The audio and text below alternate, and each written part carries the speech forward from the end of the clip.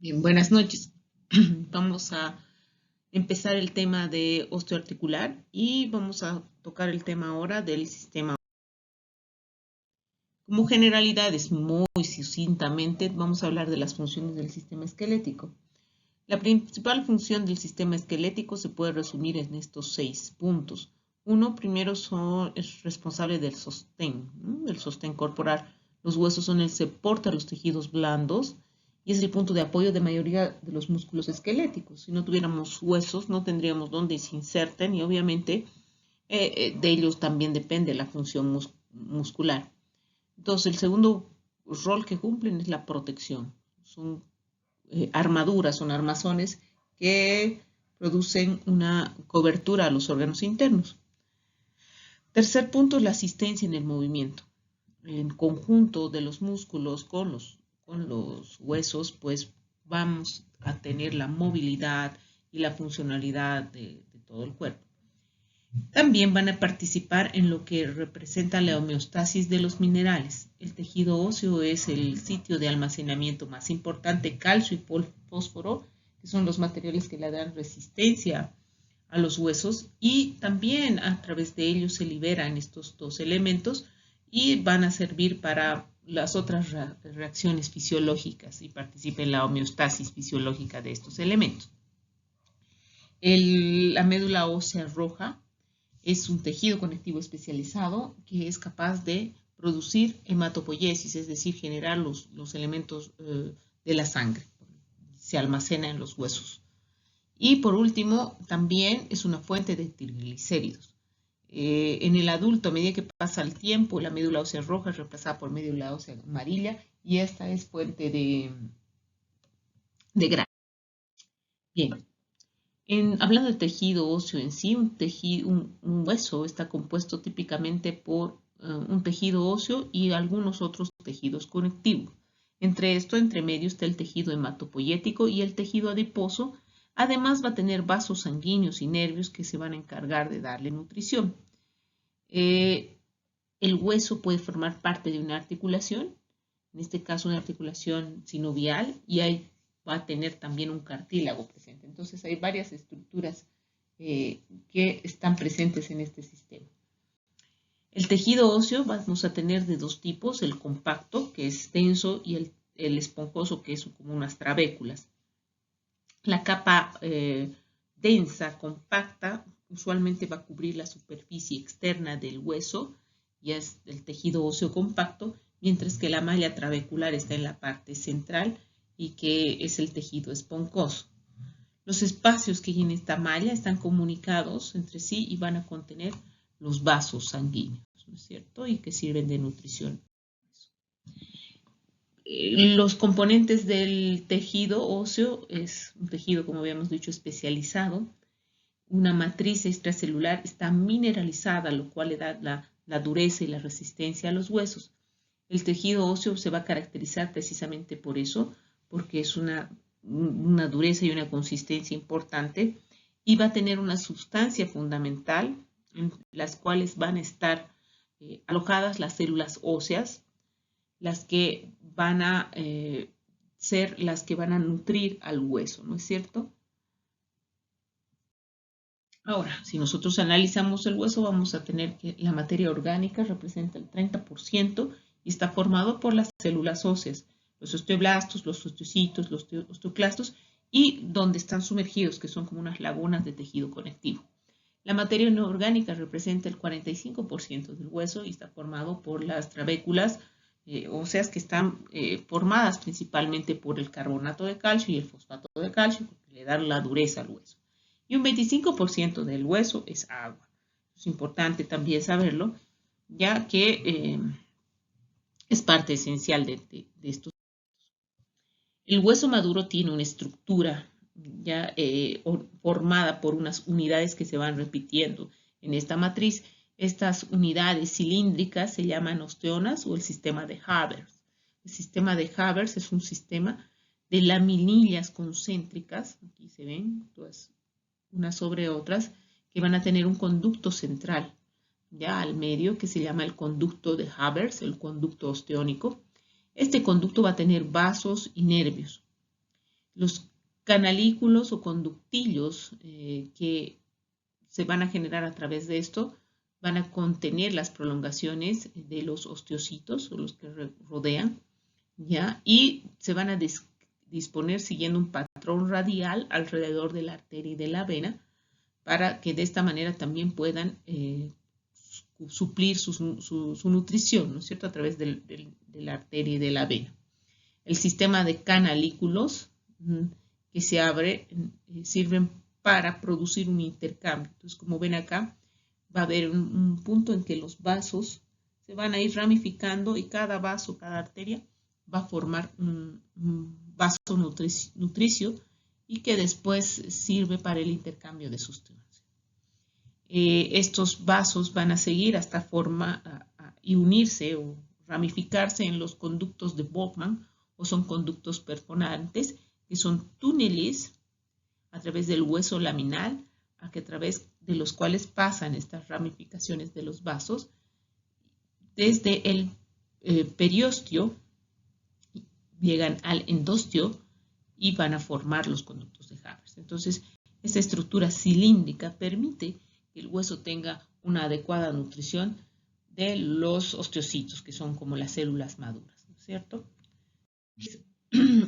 Entre esos conductos de Havers están dispuestos los osteocitos, rodeando un vaso, pero no son las únicas células óseas que están presentes.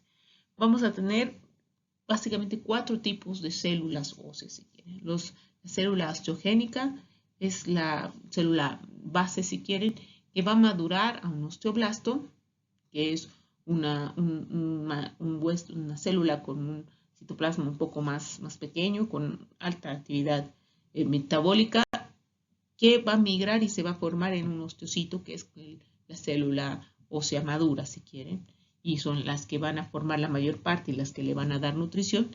Y también existe otro grupo celular que se llama las células osteoclásticas, que tienen un ribete como frisado en la parte inferior y son las células que tienen la función principal de reabsorber la matriz ósea. Son reactivas. Entonces, nuevamente, las células osteogénicas, las células madre, los osteoblastos, que van a estar en la área entre el periósteo y el endiosteo, ya al borde del canal de hueso de los canales, y que tienen esa área bastante vaso sanguíneo. Este osteoblasto van a ser la célula que forma el hueso. Secretan fibras colágenas y otras sustancias y constituyen la matriz osteoidea y a través de esta se inicia la calcificación. Entonces, al estar formando esta matriz ósea, este osteoblasto queda en medio, se va rodeando de matriz y va a madurar y se va a convertir en osteocito. El osteocito es la principal célula ósea y son las que van a tener la actividad metabólica más alta, son las que mantienen vivo el hueso. Los osteoclastos, en cambio, como decíamos, son células mucho más grandes, están agrupadas en el endiosteo. Y lo que hacen estas células es resorber ya la matriz. Secretan ácido y otras enzimas que van a hacer que la matriz se secrete el calcio y este calcio sea eliminado y pase a la sangre. Entonces, los osteoblastos son células formadoras de hueso y los osteoclastos son células que reabsorben la matriz y eliminan. Entonces, más o menos este es un esquema, cómo se osifica y cómo se produce. ¿Ya? En el osteoide, que sería la matriz ósea, ¿ya? La formación de la matriz ósea, es formada por estos osteoblastos. A medida que van secretando, estos osteoblastos van quedando al medio de la matriz y cuando quedan al medio de la matriz pues maduran y se vuelven osteocitos y la matriz y la disposición va a adquirir un patrón concéntrico. En el otro borde están estos osteoblastos, el endosteo igual, siguiendo el patrón. Están los osteoclastos que tienen este ribete utilizado y que este osteoclasto lo que hace es al secretar estas enzimas y permite que el hueso se reabsorba, ¿ya? Y de esa manera pasa a la sangre.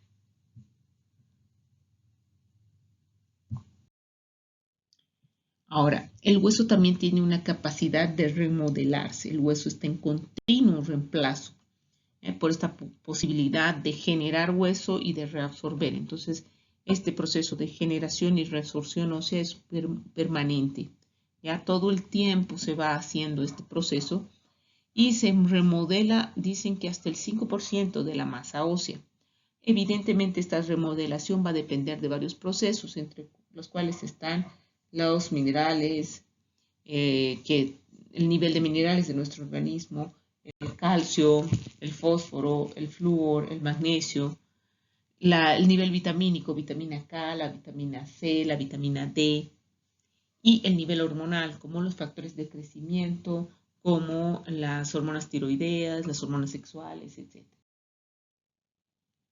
Ahora, otro factor que también va a ayudar a esta remodelación ósea es el ejercicio. El tejido óseo va a tener una capacidad de modificarse, de endurarse, de generar más matriz de acuerdo al cambio al estrés mecánico. Si se somete un hueso a una tensión, esta tensión muscular fortalece el depósito de sales minerales en el hueso y la producción de fibras colágenas. Si el estrés mecánico es pobre, en realidad la remodelación ósea también es pobre. Pero si la tensión es mayor, principalmente la que es tracción y antigravedad, pues el hueso se va a modelar más y va a favorecer la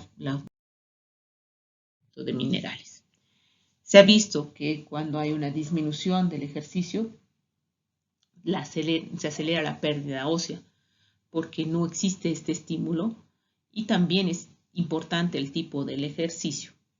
La contracción muscular, sobre todo la que ejerce tensión con carga, es que va a generar más tensión sobre el hueso y va a generar una mayor formación. Bien, dentro de las enfermedades que pueden comprometer a los huesos, sin duda alguna, las fracturas son la causa más importante. Pues en respecto a estadísticas no se tiene una cifra clara, pero sin duda alguna es un motivo frecuente de consulta en emergencia. Las fracturas es básicamente una discontinuidad en el hueso a consecuencia de un intercambio de energía lo suficientemente importante para producir esta ruptura o esta tracción que rompa la elasticidad del hueso, ¿no es cierto? Depende del trazo, las fracturas pueden ser de distintos tipos. Entonces, podemos tener una clasificación inicial en las fracturas cerradas o simples y las abiertas o expuestas. Las fracturas cerradas o simples son las fracturas en las que el hueso no se expone y está cubierto por la piel. En cambio, las fracturas abiertas o expuestas son aquellas en las que se expone por fuera de la piel un cabo fracturario. ¿Ya? De acuerdo al tipo de trazo podemos tener una clasificación. Por ejemplo, están las fracturas transversales, cuando el trazo es transversal al eje del hueso, oblicua, cuando tiene una forma oblicua al eje del hueso, espiral, cuando sigue una espiral a lo largo del eje del hueso. Se le va a llamar fractura conminuta a las fracturas que tengan más de un fragmento de hueso. Oblicua descompuesta es aquella que, si bien el trazo es oblicuo, hay un desplazamiento de los cabos fracturarios y requiere pues que se aproxime. La que se llama espiroidea es una fractura en la cual ha habido como un trazo espiral, pero se ha impactado el hueso. Entonces hace que este hueso se impacte un cabo con el otro. Y la fractura en tallo verde, que es una fractura más propia de los niños en el cual no se llega a consolidar por completo el trazo y solamente una parte del trazo que tiene fractura. Hay fracturas especiales también que solo van a afectar a algunas partes, algún grupo de huesos, como es la fractura de Pott, que es la fractura del tobillo, en el cual se fractura el peroné, y también hay una fractura de la tibia, ¿ya? Y esto es usualmente por un esguince del tobillo. Y la fractura de Coles, que es la fractura típica del radio y el cúbito, que se produce cuando se da un apoyo sobre la muñeca. La fractura de Coles está asociada a fragilidad ósea sobre todo. Bien, entonces, viendo acá todas las fracturas de acuerdo a su clasificación, por ese estado de la piel, habíamos dicho abierta, cerrada. Por su etiología también podemos clasificarla en fracturas habituales, es decir, las que se producen por un intercambio de energía lo suficientemente importante. Y están también las fracturas por insuficiencia o patológicas. Son aquellas fracturas en las que no hay un trauma lo suficientemente intenso, pero el hueso está frágil y hace que se fracturen. Y las fracturas que se conocen por estrés, que son que se producen por una repetida descarga sobre el hueso. Las fracturas por desplazamiento, cuando los cabos de fractura se mueven, se desplazan, y puede ser no desplazada, que mantienen el eje, angulada, que forma un ángulo, desplazada, que los cabos se mueven, y cabalgada, que está uno sobre otro. Por su localización, depende en el segmento del hueso que están localizadas, en la epífisis, epifisiaria, en la diáfisis, diaficiaria, o en la metafisiaria, cuando está en la parte de las metáfisis. Por su número puede ser simple, es decir, que tiene un solo trazo, multifragmentada, múltiples fragmentos, y a veces un tercer fragmento cuando hay un fragmento que está separado del foco fracturario. Por la dirección del trazo, ya hemos visto transversal, oblicuo, espiroidea. Bien, de acuerdo a la etiología, estos tres tipos de fractura, las fracturas debidas a un trauma súbito en un hueso sano son las más habituales y son los resultados de un trauma directo o a veces indirecto. Son menos frecuentes la fractura por fatiga o estrés, es la que se produce en un hueso sano, pero por la acción repetida de un trauma que hace que el hueso se fracture. Y las fracturas patológicas, que son fracturas en un hueso que ya es enfermo, que usualmente recibe un trauma mínimo, ya, o un movimiento incluso, pero como el hueso está debilitado. Las fracturas por fatiga y estrés en realidad son el resultado de alteraciones mecánicas repetidas. En un hueso normal, ya, por ejemplo, la fractura por estrés del tobillo y del metatarso. El más frecuente es el cuello del metatarsiano y esto ocurre, por ejemplo, en marchas prolongadas. La sobrecarga del metatarsiano provoca que se produzca una fractura. Entonces, usualmente estas fracturas por fatiga, los más riesgosos de producirse son los atletas, por correr o trotar, y se ha visto que correr no es tan frecuente como el caminar. El caminar produce 3 a 8 veces más fuerza, lo cual produce más fatiga. Ahora, es diferente a la fractura por insuficiencia, ya en que es un hueso enfermo, por ejemplo, con osteopenia, con osteoporosis, o que tenga alguna otra enfermedad metabólica que debilita el hueso. Entonces, sufre un estrés leve y se fractura. Entonces, esa calificaría por una fractura con insuficiencia diferente a la fractura por fatiga, que es un... La fractura patológica es similar a la insuficiencia, ocurre por un trauma en un hueso debilitado, un hueso con una lesión preexistente, que en otro hueso sano no causaría daño. Las causas más frecuentes asociadas a fractura patológica es la osteoporosis. Sin embargo, también puede ocurrir que tenga un tumor o una lesión de resorción ósea, un pseudotumor, un quiste óseo, una infección, una situación que debilite el hueso. Entonces, ¿cómo uno puede darse cuenta? En general, la línea de fractura va a atravesar la zona alterada, que va a tener una densidad ósea alterada. Y también cuando en realidad el fragmento o la fractura no sigue las líneas mentales de reconstrucción del hueso, ¿sí? Porque ya ese hueso de por sí estaba deforme. Entonces, en determinadas circunstancias, este hueso con una disminución de la resistencia física produce fracturas, como es el caso, por ejemplo, este hueso, como ven, es un fémur que tiene múltiples áreas de quistes óseos. Entonces, la fractura ha sido justamente en esa área. O aquí este húmero en el que igual hay una lesión hipodensa, una resorción ósea importante y ahí se produce el foco fractural. Entonces, a veces no necesita ni siquiera un trauma, sino un movimiento.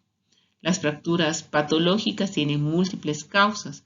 Dentro de las más importantes está la osteoporosis. Sin embargo, también puede ser debido a lesiones óseas, quistes óseos, fibromas nosificantes, una serie de tumores óseos benignos.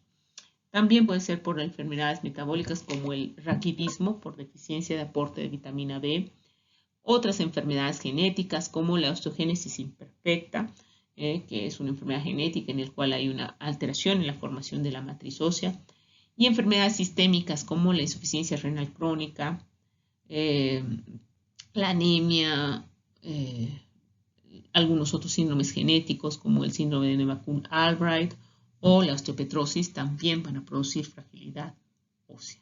Los sitios más frecuentes son los de mayor carga, como será el fémur. Ahora bien, como les decía, una de las causas más importantes es la osteoporosis y esa pues va a tener algunos factores de riesgo que van a predisponer a esta fragilidad. Entre estas están las edades extremas, ya tienen mayor fragilidad ósea, el sexo es más frecuente en mujeres, la osteoporosis de por sí ya se convierte en un factor alto de riesgo, la actividad o ocupación, si es una actividad en la que hay un gran intercambio de cargas, puede ser que el hueso esté más expuesto. La alteración nutricional, la inmovilización prolongada y algunas enfermedades neuromusculares que hacen que el paciente no se mueva. Como hemos dicho, no hay ese estímulo de tensión muscular que facilita la formación de hueso.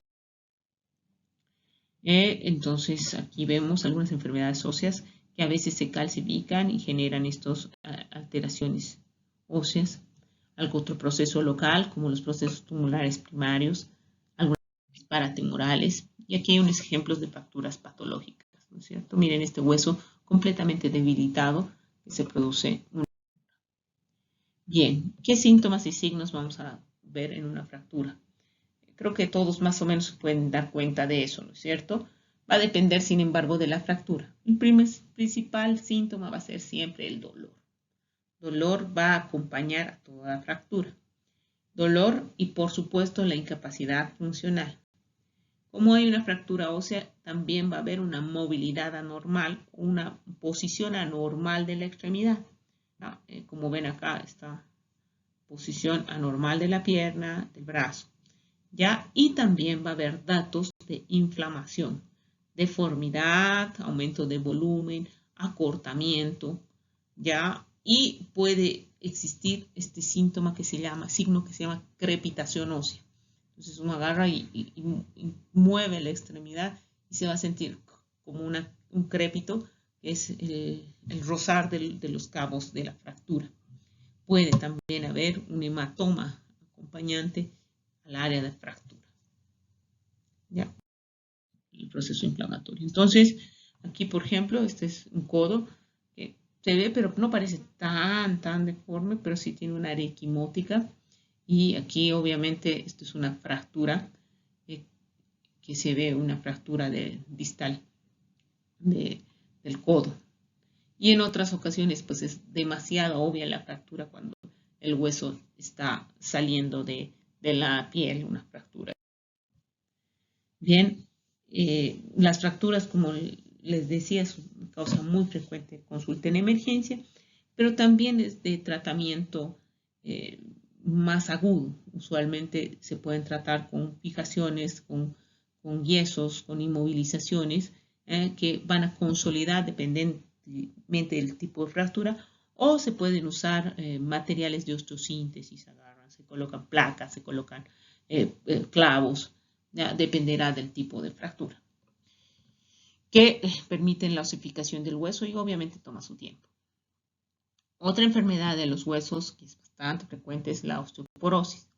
La osteoporosis se considera una enfermedad sistémica que se va a producir por una masa ósea con una alteración en la arquitectura normal del hueso, que va a resultar en un aumento de la fragilidad y con consiguiente riesgo de fractura. Es decir, no es solamente una enfermedad de los huesos. La manifestación principal es en los huesos, pero no solamente en los huesos. En estos huesos se va a producir una masa ósea muy baja densidad, con una alteración en la arquitectura además, y hace que sea más. Para llegar a la osteoporosis, sin embargo, hay varios estados previos, y está entre los que se nombra principalmente la osteopenia. Y ya operacionalmente, cuando una densidad ósea cae más allá de 2.5 desviación estándar de la edad, se cualifica como osteopenia, ¿ya? O sea, entre el rango de -1 a 2.5 se califica como osteopenia. Y ya la osteoporosis es cuando es una densidad ósea menor a 2.5. Entonces, importante definir la osteopenia porque es un estado que predice la osteoporosis, ¿no es cierto? Y ya existe un umbral de fractura cuando la densidad ósea es menor a 2 desviaciones estándar, ya, a -2 desviaciones estándar. Ya, si bien no es un hueso osteoporósico como tal, ya es un hueso. La osteoporosis se va a caracterizar por dos situaciones, una baja masa ósea y un deterioro en la microarquitectura. O sea, son los dos puntos importantes que van a tener como consecuencia la fragilidad ósea y un mayor riesgo de fracturas, en este caso patológicas. Se calcula que la osteoporosis afecta al 20% de las mujeres en Estados Unidos, principalmente en la fase posmenopáusica, y se calcula que hay 7,8 millones de gente afectada con esta enfermedad en el mundo. ¿Ya? Entonces es una enfermedad bastante común. Las pacientes con osteoporosis tienen un riesgo a partir de los 50 años, que son más frecuentes, de 40% para las mujeres y puede llegar hasta un 13% para los hombres, lo cual hace que pues, sea frecuentemente una causa de limitación de la movilidad y alteración después en la calidad de vida. ¿Por qué se produce la osteoporosis? Bueno, sabemos que el hueso es un tejido vivo, que ya hemos dicho está en constante formación y destrucción, remodelación ósea. Estos procesos se llaman formación y resorción y básicamente están en un equilibrio. La parte nutricional, la parte hormonal, la parte vitamínica, ya hemos hablado, el ejercicio, son factores que van a ir colaborando con eso, pero que usualmente están en equilibrio. Hay algunas circunstancias que pueden hacer que la resorción sea mayor que la formación y ahí es donde se pierde. Pero normalmente estamos en un equilibrio.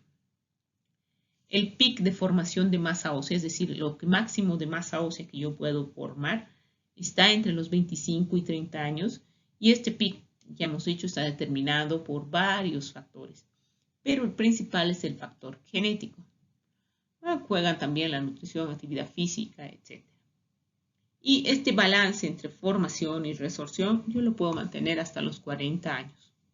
Después de los 40, se va a entrar en una fase de mayor pérdida ósea. Y esto puede ser mayor si se pierde el estímulo hormonal, como resulta ser en la menopausia.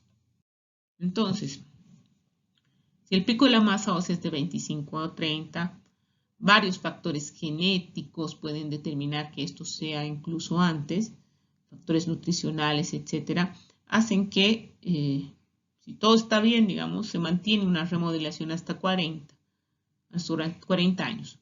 Si estos factores no ayudan, puede ser mayor, más precoz.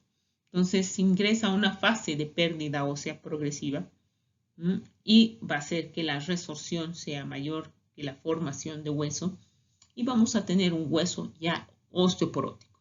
Obviamente no es un proceso que sea de un día para otro. Eso toma mucho tiempo. En una fase inicial será osteopénico hasta llegar a osteoporótico. Entonces, ¿por qué ocurre eso después de los 40 con la edad? Uno de los factores es hormonal. Los estrógenos, las hormonas disminuyen, lo cual va a perder un efecto regulador sobre la resorción ósea. Esta resorción ósea se va a acelerar. No hay formación de nuevo hueso.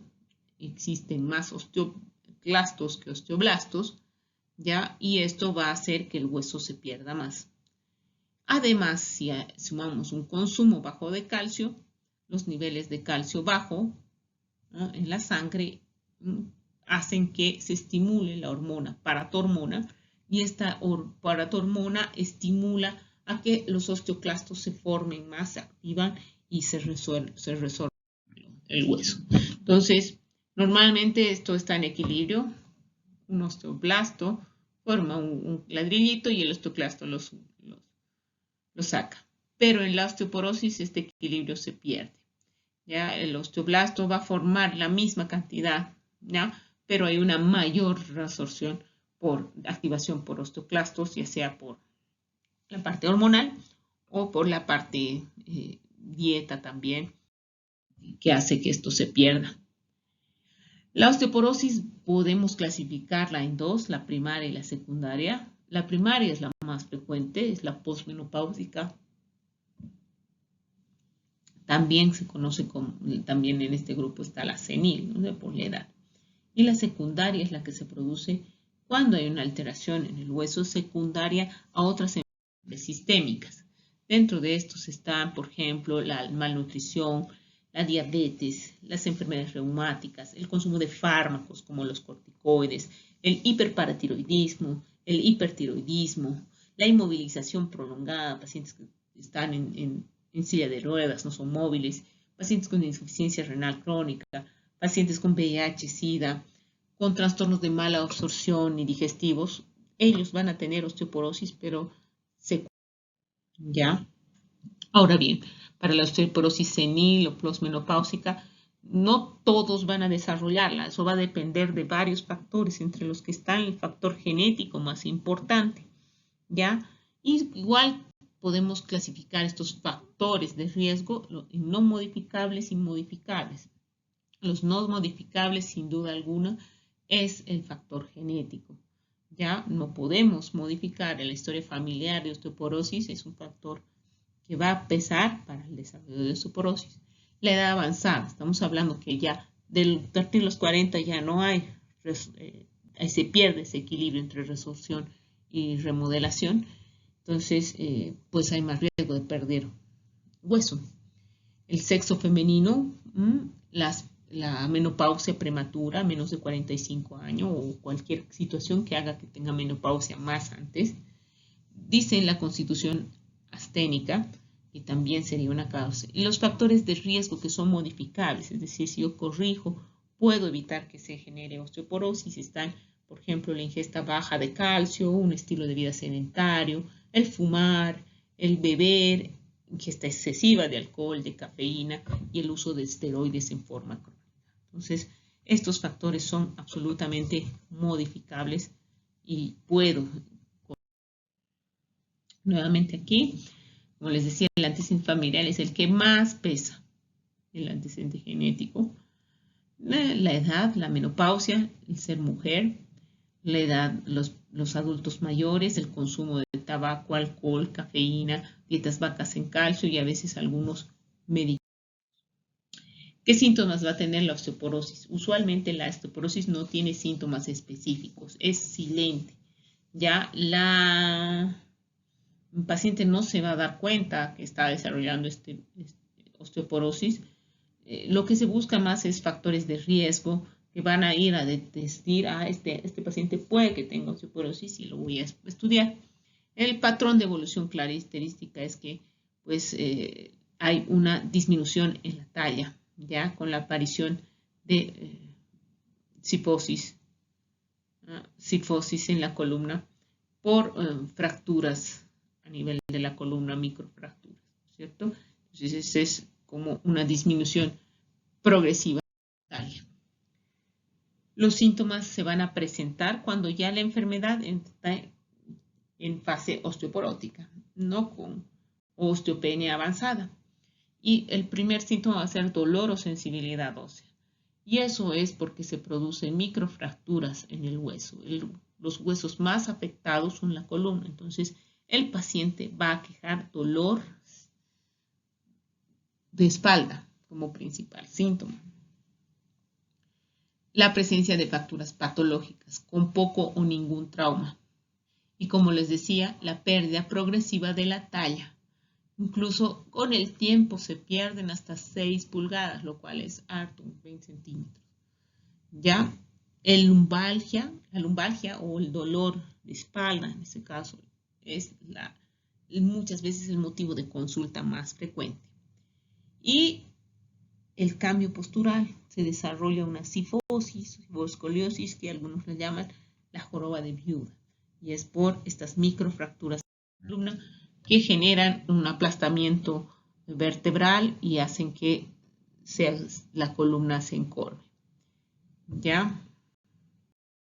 Entonces, los síntomas, como hemos dicho, van a estar relacionadas con estas alteraciones óseas en la columna, las fracturas, y por supuesto la presencia de fracturas patológicas a mínimo golpe. El sitio más frecuente de fracturas es el fémur y las muñecas también. La osteoporosis vertebral, el sitio más frecuente de las fracturas, 85% de estas fracturas sí van a ser sintomáticas. El síntoma llamativo, dolor. Y en el 15% restantes no son diagnosticadas porque sus síntomas son leves. Usualmente cuando ya hay una fractura, generalmente hay otras, ya hay anteriores que no han sido pesquisadas. De hecho, el 50% de las mujeres va a presentar, cuando quejan síntomas y se hace una radiografía, más de una fractura, múltiples fracturas. Ya las fracturas empiezan a producirse alrededor de los 65 años y 20 a 30% se producen fracturas.